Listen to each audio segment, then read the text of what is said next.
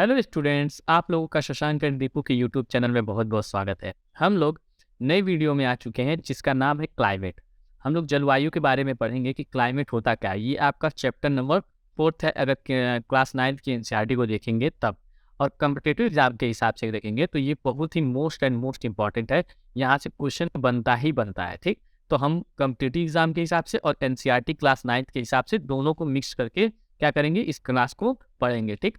और अगर आपने कोई वीडियो मेरी छोड़ी हुई है तो उसको जाके प्लेलिस्ट बनी हुई है, आप जाके वहाँ से चेकआउट कर सकते हैं, ठीक। तो चलिए स्टार्ट करते हैं नई वीडियो का, ठीक। चलिए स्टार्ट करते हैं। सबसे पहले अगर आएगा तो क्लाइमेट होता क्या है इसको समझ लेते हैं। क्लाइमेट जो होता है इसका मतलब होता है जलवायु, ठीक। क्लाइमेट मतलब होता है जलवायु। अब देखिए, जलवायु और मानसून दोनों अलग अलग चीजें हैं, क्योंकि कई बच्चे सोचते हैं कि मानसून और जलवायु एक ही चीज है। नहीं, क्लाइमेट जो है वो बहुत बड़ी चीज है, मानसून उससे छोटी चीज है। दूसरी चीज कि मानसून का मतलब क्या होता है। अगर कोई पूछे कि क्या आप मानसून देखे हैं तो कहेंगे कि हाँ देखे हैं। ये मत कह दीजिएगा नहीं देखे। मानसून का मतलब होता है ऐसा बादल जिसके अंदर बारिश हो। मतलब देखिए, अब ये बादल है तो इसके अंदर बारिश है तो इसी को मानसून कहेंगे। अब कैसे, जैसे कि आप लोग देखे होंगे, जो मतलब जब बरसात होती है तो एक बादल आता है बरसात करता है, लेकिन एक बादल आता है बरसात नहीं करता है। तो जो बादल में पानी है उसी को मानसून कहा जाता है। मानसून शब्द जो है वो अरबी भाषा के मौसमी से बना हुआ है।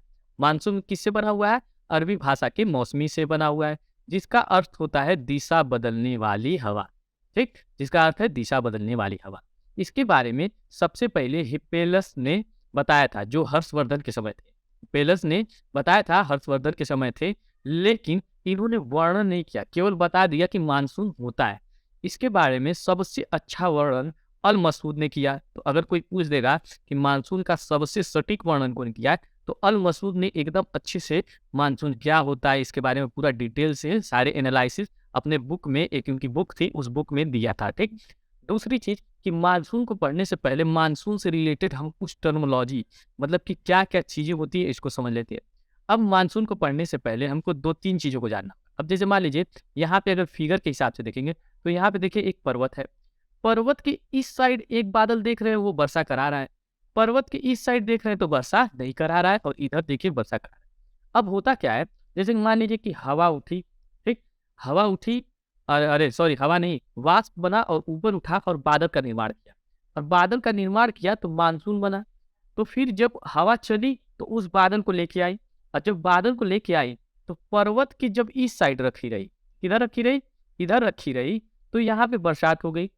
अब पर्वत के इस साइड जब ये पूरा पानी यहीं पे रुक के बरसात हो जाएगी, क्योंकि पर्वत जो होता है ना वो बादल को रोक लेता है एक जगह, और वहां पे पूरा बरसात कर दिया। लेकिन इसके इस साइड बादल गया ही नहीं, इधर बादल गया ही नहीं। तो क्या अब यहाँ पे तो सारा पानी गिर गया है, क्या यहाँ पे बरसात होगा? तो नहीं हो पाएगा। तो इस वाले क्षेत्र को, जहाँ पे पानी नहीं बरसा, उसको कहते हैं वृष्टि छाया प्रदेश, और जहाँ वर्षा उसे वृष्टि प्रदेश कहते हैं। ऐसे पर्वत का एक ऐसा पार्ट जहाँ पे वर्षा हुआ उसको वृष्टि प्रदेश कहेंगे, पर्वत का ऐसा क्षेत्र जहाँ पे वर्षा नहीं हुआ उसे वृष्टि छाया प्रदेश कह देंगे। होपफुली आपको समझ में आया। मतलब बादल बनता है तो पर्वत से अगर टकरा के रुक गया तो एक ही जगह क्या करेगा, पूरा वर्षा कर देगा, और एक साइड पर्वत की नहीं करेगा। तो जिधर बारिश हो जाएगी उधर होगा वृष्टि छाया प्रदेश, और जिधर बारिश नहीं होगी उधर कहेगा, जिधर बारिश हो जाएगी उसको कहेंगे वृष्टि प्रदेश, और जिधर नहीं होगा उसको कहेंगे वृष्टि छाया प्रदेश। एक चीज मैं और आपसे पूछता हूँ, अगर मान लीजिए कि बादल इस साइड से नहीं इस साइड से आ रहा था, तो इधर वाला जो होता, अगर मान लीजिए बादल इधर से आता तो ये वाला प्रदेश हो जाता वृष्टि प्रदेश, और ये वाला हो जाता वृष्टि छाया प्रदेश, क्योंकि इधर बरसात होता इधर बरसात नहीं होता। होपफुली आपको समझ में आया होगा। और इसी को पवनामुखी ढाल और पवना विमुखी ढाल, मतलब इधर बरसात नहीं तो इसको पवना विमुखी ढाल कहते हैं, और इधर बरसात हुई तो इसको कहेंगे पवनामुखी ढाल। होपफुली मैं समझाने में सक्षम रहा हूँगा, आपको समझ में आया होगा। आगे चलते हैं। तो आगे चलेंगे तो फेरल का एक नियम है जिसे कोरियोलिस बल भी कहा जाता है। फेरल ने एक नियम दिया था, उन्होंने बताया था कि अगर मैं एक सीधी रेखा खींचूं और उसमें एस के आकार का बनाऊं। अब ध्यान से समझिएगा ये क्या बना रहा हूँ। कहेंगे सर ये क्या बना रहे हैं, कुछ समझाया नहीं, बस बनाए जा रहे हैं। अब ध्यान से समझिएगा, फेरल ने कहा था कि हमने अपने जो पृथ्वी है उसको दो गोलार्धों में बांटा है, एक नॉर्थ हेमिस्फीयर एक साउथ हेमिस्फीयर, एक नॉर्थ हेमिस्फीयर एक साउथ हेमिस्फीयर। नॉर्थ हेमिस्फीयर में जो हवाएं होती हैं वो अपने राइट साइड मुड़ती हैं, मतलब कि जब हवा बहेगी तो वो अपने राइट साइड भागेगी। किधर भागेगी? इस साइड की ओर भागती चली जाएगी। और साउथ हेमिस्फीयर में हवा अपने बाई साइड भागेगी। किधर भागेगी? इस साइड भागेगी, ठीक ना? इस साइड की ओर भागेगी। होपफुली समझ में आ रहा होगा। तो हमको नॉर्थ हेमिस्फीयर से मतलब है, क्यों? क्योंकि हमारा जो भारत है वो नॉर्थ हेमिस्फीयर पे है। तो हमको याद रखना है कि हमारे जो भारत में है हवा किधर भागेगी? मतलब राइट साइड भागेगी। याद करने का तरीका क्या है कि एक चीला खींच लीजिए, एस आकार की आकृति बना लीजिए और उससे समझ जाइए कि इधर नॉर्थ हेमिस्फीयर है तो इधर किधर भागेगा? इस साइड, और इधर साउथ हेमिस्फीयर है तो इधर इस साइड भागेगा। इससे भी समझ सकते हैं।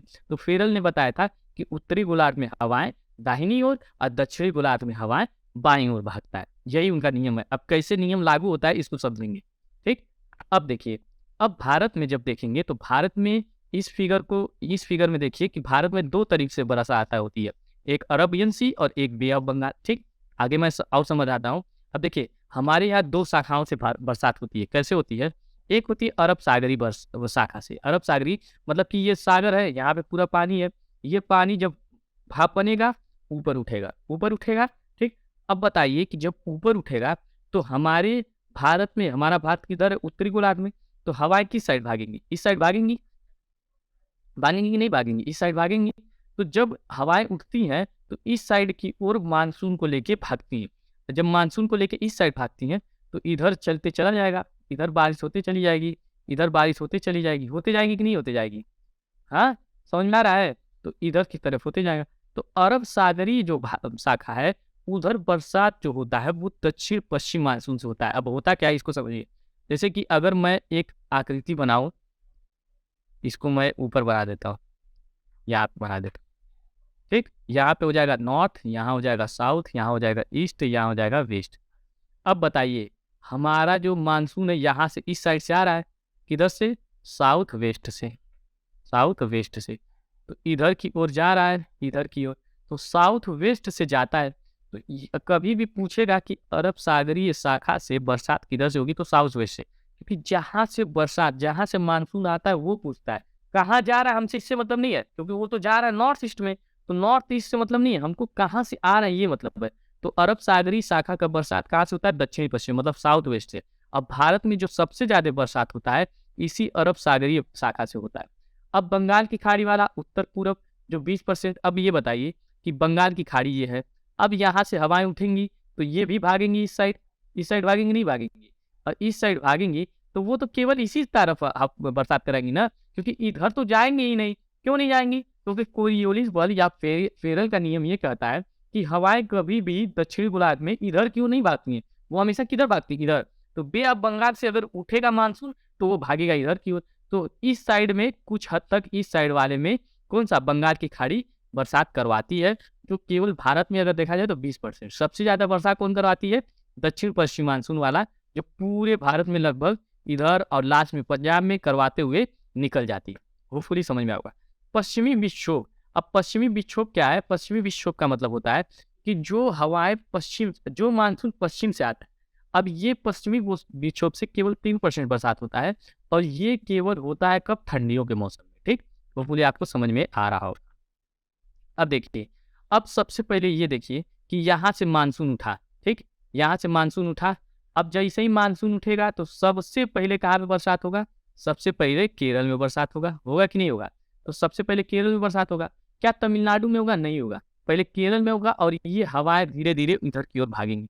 तो क्वेश्चन बताया कि सबसे पहले बरसात कहाँ पे होता है? तो केरल में। अब केरल वाले तट को किस नाम से जाना जाता है? मालाबार तट से, मालाबार तट के नाम से। तो क्वेश्चन सिंपल बनता है कि सबसे पहले भारत में बरसात कहाँ पे होती है? तो आप कहेंगे केरल में होती है। दूसरा कौन से तट पे होती है? मालाबार तट पे होती है। अब कैसे होती है ये सब समझा दिया। दूसरी चीज कि पहला मानसून कौन से महीने में आता है? तो फर्स्ट वीक के जून वाले महीने में आता है। अब ये बताइए कि जैसे ही बादल बना, अब बादल एकदम शुरू में केरल में बरसेगा। तो जब शुरू में एकदम केरल में बरसेगा तो ये बताइए कि अभी तो नया नया बादल है तो उसमें पानी खूब ढेर सारा होगा। तो मूसलाधार वर्षा होगी कि थोड़ा कम होगी? तो आप कहेंगे सर मूसलाधार वर्षा होगी, क्योंकि इस समय एकदम अभी यहाँ से अभी वाष्प बन के उठा है। तो यहाँ से जब वाष्प बन के उठा है तो इसमें खूब ढेर सारा पानी होगा ना, तो यहाँ पे मूसलाधार वर्षा होती है। अब ये वर्षा होते होते इधर की ओर जाती है, लेकिन सबसे लास्ट में पंजाब वाले क्षेत्र में बरसती है। सबसे लास्ट किस में होती है? पंजाब वाले। तो ये भी क्वेश्चन बनता है कि सबसे आखिरी में कहाँ पे होती है? पंजाब वाले क्षेत्र में। और सबसे कम जो बरसात होती है, वो यहाँ पे लेह जिला आपको दिख रहा है, यहाँ पे होती है। क्यों? क्योंकि अब ध्यान से समझिए। अब जैसे मान लीजिए कि यहाँ से मानसून आया और यहाँ पे आपका हिमालय है कि नहीं है? तो हिमालय है, तो बादल यहाँ से उठ के जा रहा है और बादल की इस साइड बरसात हो रही है। तो इस वाले क्षेत्र को किस नाम से जाना जाएगा? वृष्टि छाया क्षेत्र से नाम से जाना जाएगा या वृष्टि प्रदेश से? तो ये वाला तो वृष्टि प्रदेश हो जाएगा, जो ये पंजाब वाला एरिया है। लेकिन लेह वाला जो होगा वो पर्वत के पीछे वाला है, तो वो वृष्टि छाया, तो लेह में बरसात हो ही नहीं पाता है, क्योंकि हिमालय क्या करता है? पूरे बादल को रोक देता है। कहेंगे कि सर उत्तराखंड में भी तो हिमालय पाया जाता है, लेकिन वो अभी उतना वो पीक पे नहीं रहता हिमालय। हिमालय का जो मेन हिस्सा, क्योंकि कई जैसे पढ़े होंगे ट्रांस हिमालय, बृहद हिमालय, लघु हिमालय, ठीक, और शिवालिक हिमालय, तो ये धीरे-धीरे जो आपका लेह वाला क्षेत्र है, वो बृहद हिमालय वाले हिस्से में या फिर ट्रांस हिमालय वाले हिस्से में आता है, तो वहाँ पे बरसात एकदम ना के बराबर होती है। तो अगर पूछेगा कि सबसे कम बरसात कहाँ पे होती है, तो लेह लद्दाख में होती है। लद्दाख के लेह जिले में होती है। सबसे ज़्यादा वर्षा कहाँ होती है? मेघालय के मानसीराम में। ये कई बार कॉम्पिटिटिव एग्जाम में लगातार पूछता है कि सबसे ज़्यादा बरसात कहाँ पे होती है? मेघालय के मानसीराम में। ठीक, तो चारों पॉइंट याद कर लीजिए, चारों पांचों पॉइंट। सबसे पहले कि जो हमारा बरसात की स्टार्ट होती है दक्षिणी पश्चिम मानसून से। ठीक, दूसरी चीज कि सबसे पहले बरसात कहाँ पे होती है? केरल में कौन से तट पे? मारावाल तट पे। दूसरा चीज कि पहला मानसून कब आता है? फर्स्ट वीक के जून में आता है। दूसरा चीज कि वर्षा कैसी होती है? मूसलाधार होती है कि कम होती है? तो मूसलाधार मतलब बहुत भयानक बरसात होती है। लास्ट चीज थी कि सबसे आखिरी में कहाँ होती है? पंजाब में मानसीराम मेघालय। ये तो आपको सबको पता ही होगा कि सबसे ज्यादा वर्षा कहाँ होती है? मेघालय के मानसीराम। ठीक, होपफुली आपको समझ में आया होगा। अब जो भारत में है वो कुछ सीजन है। सीजन का मतलब ऋतुएं। तो भारत में आप देखेंगे मोस्टली, अगर आप उत्तर प्रदेश से होंगे तो आप देखे होंगे कि शीत ऋतु पड़ता है, ग्रीष्म ऋतु पड़ता है, वर्षा और शरद, 4 ही ऋतु पड़ता है। शीत और शरद में क्या होता है कि जो सितंबर से दिसंबर तक का महीना है उसमें उतनी भयानक ठंडी नहीं पड़ती है। लेकिन शीत ऋतु दिसंबर से मार्च वाला है वो बहुत भयानक। अब देखिए टोटल कितने महीने होते हैं? 12 होते हैं।